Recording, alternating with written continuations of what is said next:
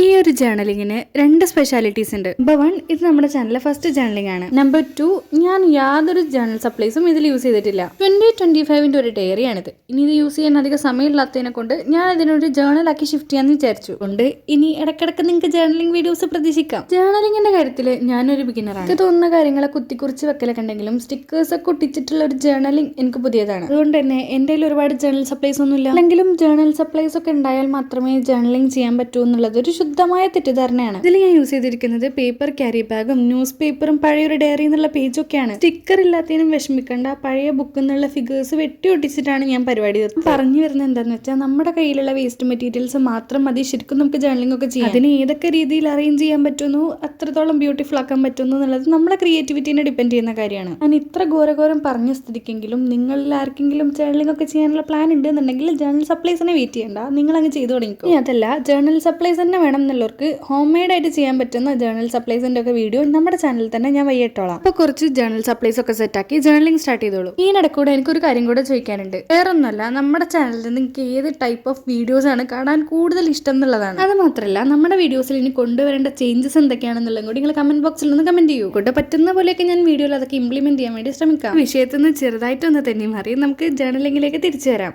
ഈ ഒരു ജേർണലിംഗിൽ ഞാനൊരു സെൽഫ് അനാലിസിസ് ആണ് ഉദ്ദേശിച്ചത്. എന്തായാലും ആ ഉദ്ദേശം പൂർത്തിയായിട്ടുണ്ട്. ഇതാണ് ജേർണൽ സപ്ലൈസ് യൂസ് ചെയ്യാത്ത നമ്മുടെ ജേർണലിന്റെ ഫൈനൽ ലുക്ക്. ഒരു ലൈക്ക് ഒക്കെ ആവാം. പിന്നെ ചാനൽ സബ്സ്ക്രൈബ് ചെയ്യാം. കമന്റിന്റെ കാര്യം മറക്കണ്ട.